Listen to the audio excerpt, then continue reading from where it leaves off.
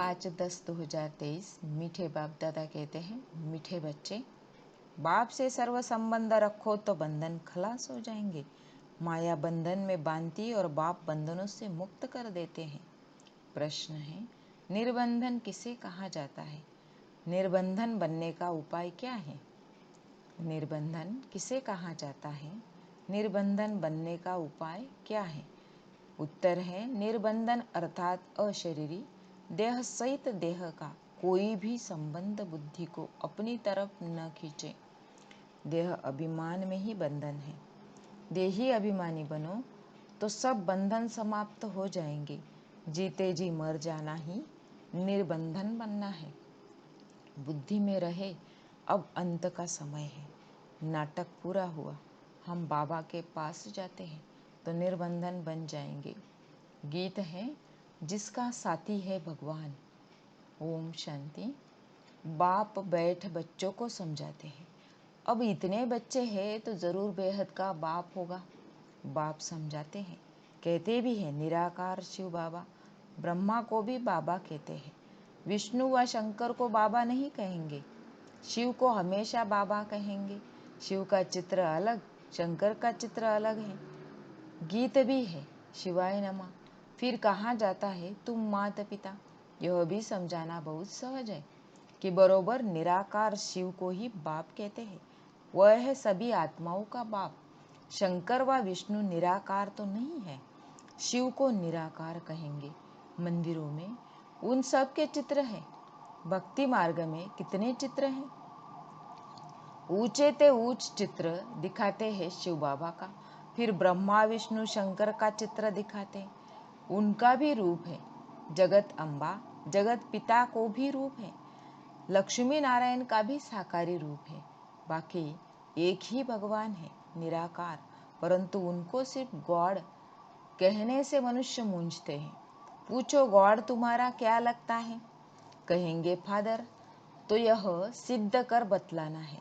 God father, father रचता है तो मदर भी चाहिए। मदर बिगर फादर कैसे सृष्टि रचेंगे? वह फादर कब आएंगे? सब बुलाते हैं, हे पतितों को पावन बनाने वाले आओ। अभी तो सारी दुनिया पतित है। पतित हो तब तो आकर पावन बनाएंगे ना। इससे सिद्ध होता है बाप को पतित दुनिया में आना जरूर है, परंतु ड्रामा अनुसार यह किसी को भी समझ में नहीं आएगा। न समझे तब तो बाप आकर समझाए। बाप बैठ बच्चों को समझाते हैं। भारत में ही गाया जाता है ज्ञान और भक्ति। फिर कहते हैं ब्रह्मा का दिन और ब्रह्मा की रात। रात में घोर अंधियारा होता है। गाया भी जाता है, ज्ञान अंजन सद्गुरु दिया, अज्ञान अंधेर विनाश। मनुष्यों में इतना तो अज्ञान है जो फादर को भी नहीं जानते। इन जैसा अज्ञान और कोई होता नहीं। परम पिता ओ गॉड फादर अक्षर कहकर अगर उनको न जाने तो उन जैसा अज्ञान कोई नहीं। बच्चे बाबा कहे और फिर कहे हम उनके एक्यूपेशन नाम रूप आदि को नहीं जानते हैं तो उनको अनाड़ी कहा जाए।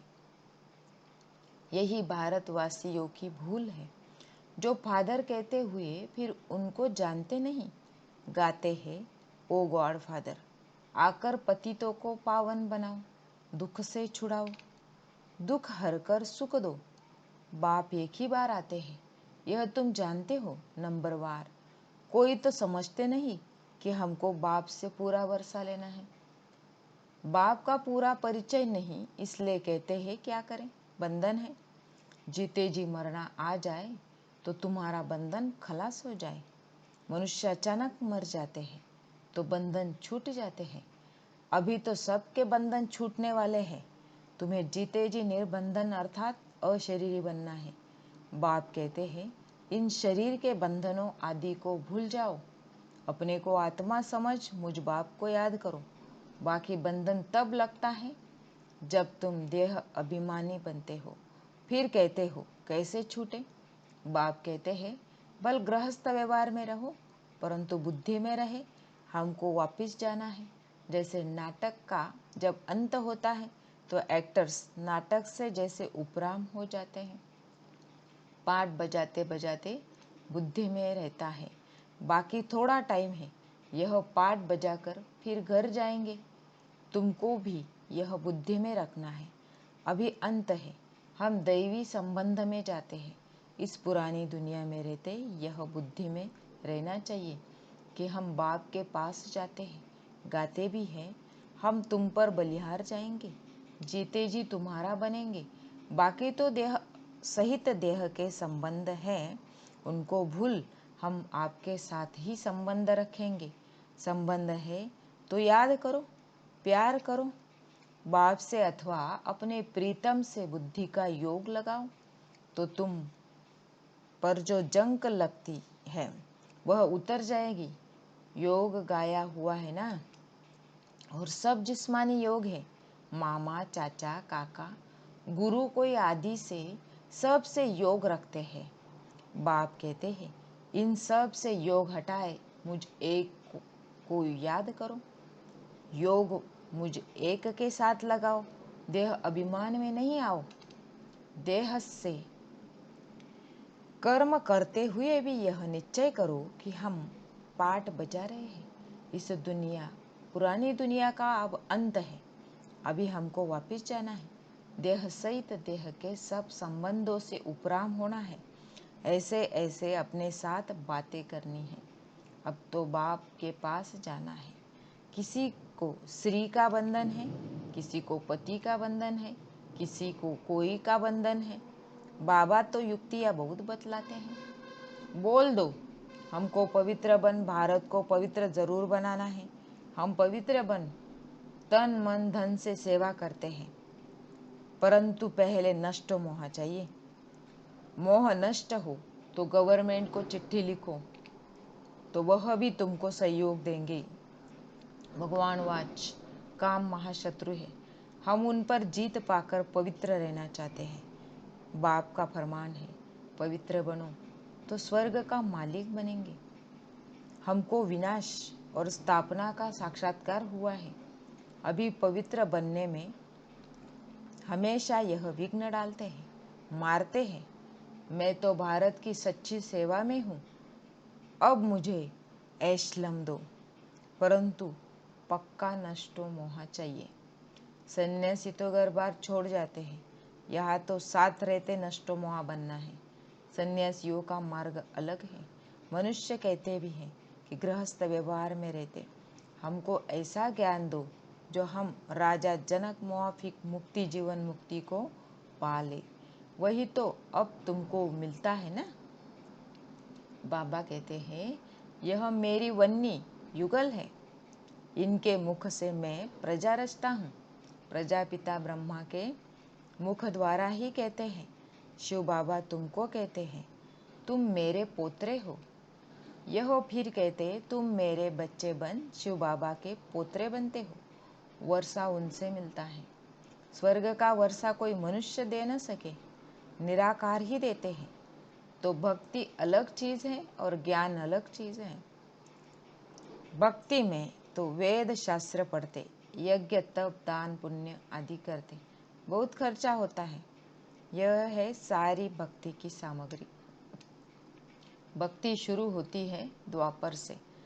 देवी देवता जब वाम मार्ग में आकर पतित बनते हैं तो फिर देवी देवता नाम कह न सके, क्योंकि देवताएं तो संपूर्ण निर्विकारी थे।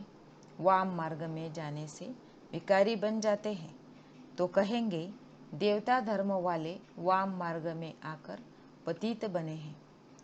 पतित को देवता कह नहीं सकते, इसलिए फिर हिंदू नाम रखा है। वेदों शास्त्रों में आर्य नाम रख दिया है। आर्य नाम इस भारत खंड के लिए है। अभी यह अक्षर आया कहाँ से?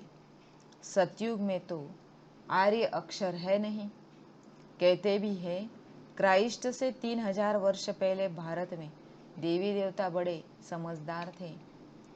फिर वही देवता जब द्वापर में विकारी बनते हैं तो अनार्य कहा जाता है। एक ने आर्य कहा तो बस नाम चल पड़ता। जैसे एक ने कृष्ण भगवान वाच कहा अथवा लिखा तो बस वह मानने लग पड़ते। गाते बल है शिवाय नमः तुम माता पिता, परंतु वह कैसे माता पिता बनते हैं, कब रचना रचते हैं, यह नहीं जानते।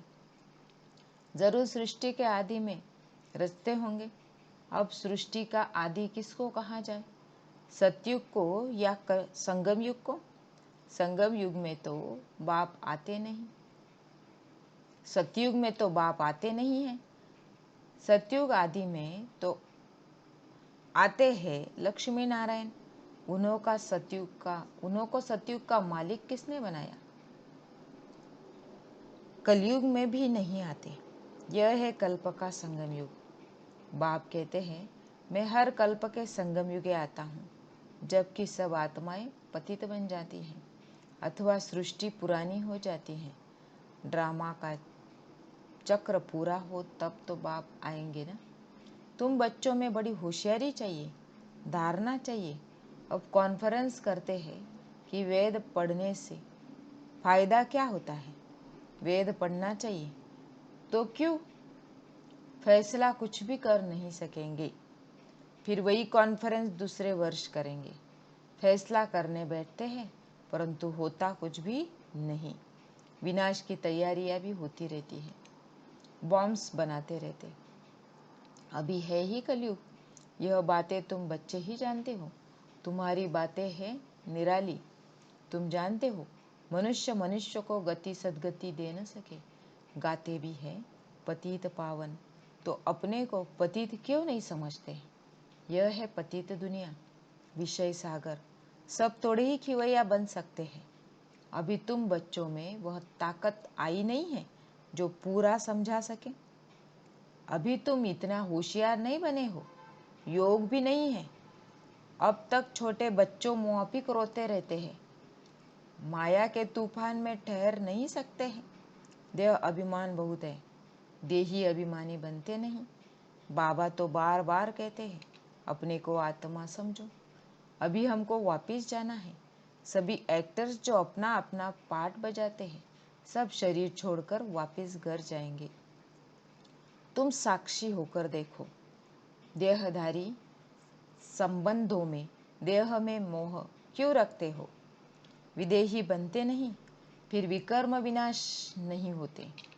बाप को याद करते रहे तो खुशी का पारा चढ़े। हमको शिव बाबा पढ़ाते हैं, फिर हम देवी देवता बनेंगे तो अपार खुशी होनी चाहिए ना। तुम जानते हो भारतवासी जब सुख में थे तो बाकी सब मनुष्य निर्वाण धाम शांति धाम में थे। अभी तो कितने करोड़ों मनुष्य हैं। अभी तुम पुरुषार्थ कर रहे हो जीवन मुक्ति पाने का, बाकी सब वापस चले जाएंगे। पुरानी दुनिया बदल नई दुनिया बननी है। नया तो बाप ही बनाएगा। सैम्पलिंग लग रही है। यह है दैवी फूलों का सैम्पलिंग। कांटों से तुम फूल बनते हो। बगीचा पूरा तैयार हो जाएगा तो यह कांटों का जंगल खत्म हो जाएगा। इनको आग लगनी है, फिर हम फूलों के बगीचे में चले जाएंगे। क्यों न मम्मा बाबा को फॉलो करें? गाया हुआ है ना, फॉलो फादर मदर। जानते हो यह मम्मा बाबा लक्ष्मी नारायण बनेंगे। इन्होंने भी 84 जन्म बिताए हैं, तुम्हारा भी ऐसे ही है। इनका मुख्य पाठ है, लिखा भी जाता है। बाप आकर सूर्यवंशी चंद्रवंशी स्वराज्य फिर से स्थापन कर रहे हैं। कितना समझाया जाता है तो भी देह अभिमान टूटता नहीं है। मेरा पति मेरा बच्चा, अरे यह तो पुरानी दुनिया के पुराने संबंध है ना। मेरा तो एक शिव बाबा, दूसरा न कोई। सभी देहधारियों से ममत्व मिट जाना बड़ा मुश्किल होता है। बाप समझ जाते हैं इनका ममत्व मिटना मुश्किल दिखता है। शक्ल ही ऐसे देखने में आती है। कुमारियाँ अच्छी मददगार बनती हैं। अच्छा, मीठे मीठे सिखिल दे बच्चों प्रति माता पिता बाप दादा का याद प्यार और गुड मॉर्निंग। रूहानी बाप की रूहानी बच्चों को नमस्ते। हम रूहानी बच्चों की रूहानी माता पिता बाप दादा को याद प्यार गुड मॉर्निंग नमस्ते। थैंक यू, शुक्रिया बाबा, शुक्रिया। धारणा के लिए मुख्य सार पहला है, देह सहित सबसे मोह निकाल, विदेही बनने का पूरा पुरुषार्थ करना है। हर एक्टर का पार्ट साक्षी हो देखना है, बंधन मुक्त बनना है। दूसरा पॉइंट, इस पुरानी दुनिया से उपराम होना है, अपने आप से बातें करनी है कि हमें तो अब वापस जाना है, अब पुरानी दुनिया के अंत का समय है, हमारा पाठ पूरा हुआ। बाप दादा से वरदान लेंगे, सर्व खजानों की संपन्नता द्वारा संपूर्णता का अनुभव करने वाले प्राप्ति स्वरूप भव। सर्व खजानों की संपन्नता द्वारा संपूर्णता का अनुभव करने वाले प्राप्ति स्वरूप भव। विस्तार, जैसे चंद्रमा जब संपन्न होता है तो संपन्नता उसके संपूर्णता की निशानी होती है, इससे और आगे नहीं बढ़ेगा, बस इतनी ही संपूर्णता है, जरा भी किनारी कम नहीं होती है। ऐसे आप बच्चे जब ज्ञान, योग, धारणा और सेवा अर्थात सभी खजानों से संपन्न होते हो तो इस संपन्नता को ही संपूर्णता कहा जाता है। ऐसी संपन्न आत्माएं प्राप्ति स्वरूप होने के कारण स्थिति में भी सदा समीप रहती है। स्लोगन है, दिव्य बुद्धि द्वारा सर्व सिद्धियों को प्राप्त करना ही सिद्धि स्वरूप बनना है। दिव्य बुद्धि द्वारा सर्व सिद्धियों को प्राप्त करना ही सिद्धि स्वरूप बनना है। अच्छा, ओम शांति।